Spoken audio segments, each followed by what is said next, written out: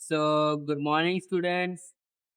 आज हम पढ़ने जा रहे हैं आपका first chapter philosophical foundation of education. और उसमें हम आज टॉपिक पढ़ेंगे फिलोसफी का मीनिंग और एक्सप्लेनेशन। क्या पढ़ेंगे स्टूडेंट्स? फिलोसफी का मीनिंग और एक्सप्लेनेशन। सो बिना किसी देर के अब शुरू करते हैं students. What is philosophy? Philosophy क्या होती है? Philosophy is a study. Study का क्या मतलब होता है स्टूडेंट्स? पढ़ाई। मतलब फिलोसफी एक ऐसी पढ़ाई है। किस चीज की पढ़ाई है? Philosophy is the study of fundamental questions. Fundamental का मतलब होता है स्टूडेंट्स मुख्य। जो मुख्य रूप से चीजें होती है, मतलब मुख्य रूप से जो क्वेश्चन पूछे पूछे जाते हैं, या जैसे हम बोलेंगे ये फंडामेंटल राइट्स कि आपके मुख्य अधिकार, मौलिक अधिकार कौन से हैं। वैसे ही यहाँ पर है स्टूडेंट्स। क्या है यहाँ पर? यहाँ पर है फंडामेंटल क्वेश्चंस, मतलब मुख्य questions about life, knowledge, reality and value. इस चैप्टर में हम पढ़ेंगे कि फिलॉसफी का आपकी नॉलेज, आपकी रियलिटी, आपके वैल्यूज से क्या रिलेशन है। फिलॉसफी किसकी स्टडी है स्टूडेंट्स? हमने अभी पढ़ा है फिलॉसफी किसकी स्टडीज है? लाइफ, हमारे मेन लाइफ की, नॉलेज की, रियलिटी और वैल्यूज, इनकी स्टडी होती है philosophy. It helps people understand the nature of universe. ये स्टूडेंट्स को मदद करता है नेचर, यूनिवर्स का समझने में। क्या करने में? यूनिवर्स का नेचर समझने में। ह्यूमन लाइफ को समझने में and the purpose of existence. और आपकी लाइफ का एग्जिस्टेंस क्या है, मतलब आप क्यों हो इस दुनिया में, उसका मतलब समझने में आपको फिलॉसफी मदद करती है। फिलॉसफी एनकरेजेस, मतलब फिलॉसफी आपको बढ़ावा देती है। किसको? इंडिविजुअल यानी आपको। Philosophy encourages individual to think deeply and logically about different problems and ideas. जो फिलॉसफी होती है वो आपकी मदद करती है ताकि आप जो हो, आप डीपली सोचो, मतलब अपने मन की गहराइयों में सोचो। मन की गहराइयों में हर चीज के बारे में सोचो। मन की गहराइयों में लॉजिकली सोचो। किसके बारे में सोचो? डिफरेंट प्रॉब्लम, अलग अलग प्रॉब्लम्स के बारे में और आइडियाज के बारे में। सो स्टूडेंट्स, ये हमने पढ़ लिया अभी meaning, what is sorry.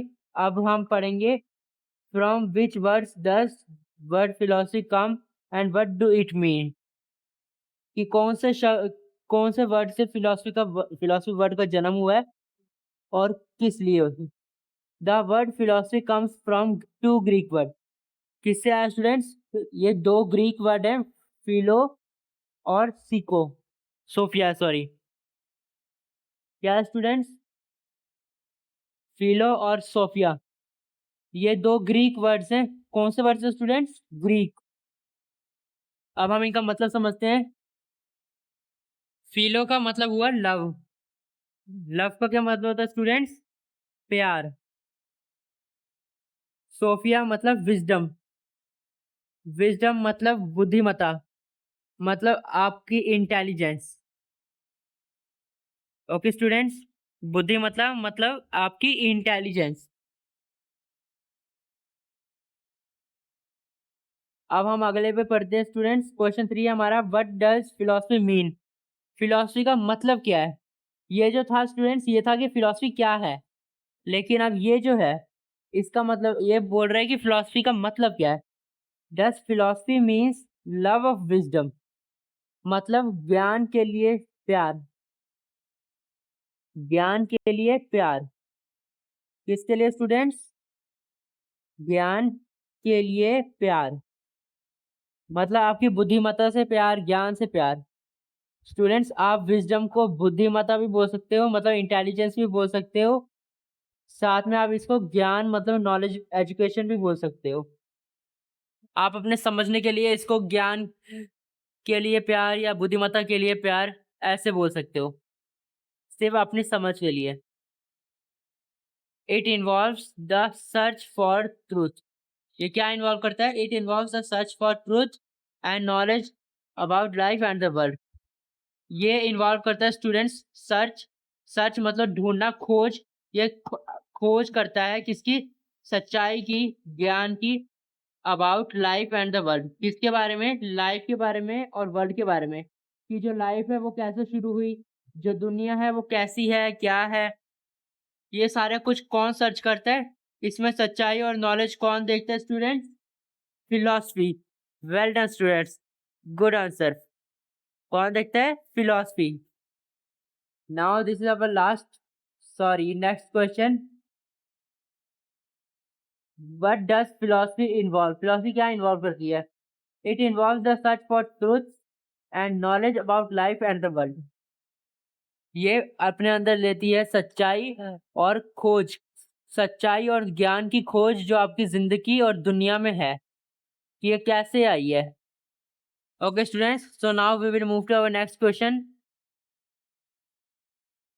So students, here is our next part, definitions of philosophy।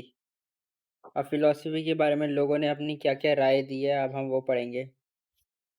पहला बंदा है सोक्रेट्स, जिसने अपनी राय दी है। Socrates believe that philosophy helps individual seek truth questioning and reasoning. सीख का क्या मतलब होता है स्टूडेंट्स? सीख का मतलब होता है खोजना, किसी चीज़ की खोज करना। अब इस सोक्रेट्स के मुताबिक जो ये सोक्रेट्स कहता है कि फ़िलॉसफ़ी जो है वो आपकी मदद करती है, यानी हम ह्यूमन्स की मदद करती है, ताकि हम क्वेश्चनिंग यानी पूछना, डिस्कशन मतलब एक-दूसरे से बातचीत करके किसी भी चीज़ का हल निकालना, किसी प्रॉब्लम का हल निकालना। सोक्रेट्स कहता है कि हम जो इंडिविजुअल हैं, हम क्वेश्चनिंग और डिस्कशन के माध्यम से हर किसी चीज़ की सच्चाई तक पहुँच सकते हैं। मुझे नहीं लगता है इससे ईज़ी वे में आपको और कोई समझा सकेगा। इसका मतलब एक बार मैं फिर से रिपीट कर देता हूँ। सोक्रेट्स का मतलब है कि फ़िलॉसफ़ी आपको मदद करती है ताकि आप क्वेश्चनिंग और डिस्कशन के माध्यम से सच्चाई तक पहुँच सको, सच्चाई की खोज कर सको। सीक ट्रुथ मतलब सच्चाई की खोज। आगे आता है प्लेटो। अब ये प्लेटो महाशय क्या बोलते हैं देखते हैं। Plato describe philosophy as a knowledge of eternal and universal truth. Philosophy कहते हैं ये प्लेटो कहते हैं कि फ़िलॉसफ़ी एक ऐसी नॉलेज है, ऐसा ज्ञान है जो सभी पर लागू होता है। मतलब किसी में कोई भेदभाव नहीं करता, सब पे लागू होता है। यूनिवर्सल ट्रुथ, सच्चाई के माध्यम से जो ज्ञान है, वो सभी पे समान तरीके से लागू किया जाता है।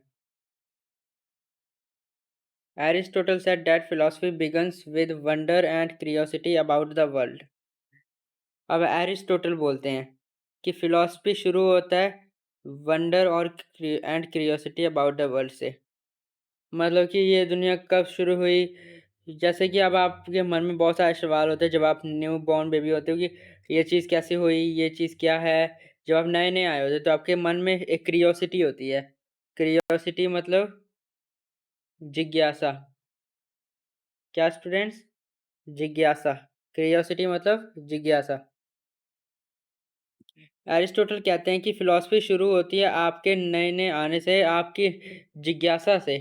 जब आप वर्ल्ड के बारे में जिज्ञासु बनते हो कि आपको दुनिया को जानना है, दुनिया में क्या-क्या है, जब आपको जानने की इच्छा होती है, तब फ़िलॉसफ़ी शुरू होती है।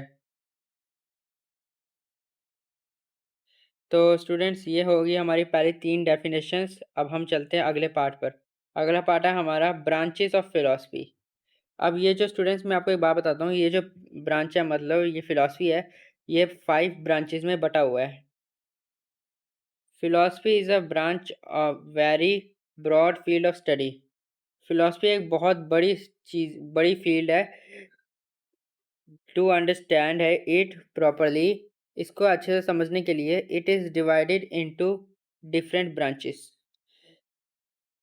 मेनली इसमें कहा है स्टूडेंट्स कि ये जो फिलॉसफी है ये एक बहुत लंबी स्टडी है, बहुत ज़्यादा बड़ी है। तो इसको अच्छे से समझने के लिए, इसका पूरा कंसेप्ट समझने के लिए इसे पार्ट्स में डिवाइड किया गया है, डिफरेंट ब्रांचेस में डिवाइड किया गया है। Each branch studies the particular aspect of human life. हर एक ब्रांच ह्यूमन लाइफ के एक जो आप अपनी लैंग्वेज में बोलते हो उसको समझता है, उसकी समझ रखता है। जैसे human life, knowledge and values.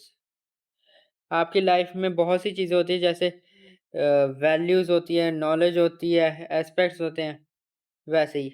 The main branch of philosophy are metaphysics. अब ये आ गए इनकी ब्रांचेस। पहली है मेटाफिज़िक्स, दूसरी एपिस्टेमोलॉजी, तीसरी एक्सोलॉजी, चौथी लॉजिक। यहाँ पे इन्होंने स्टूडेंट्स वो नहीं दी है, कोई नहीं। यहाँ पे एक और है एस्थेटिक।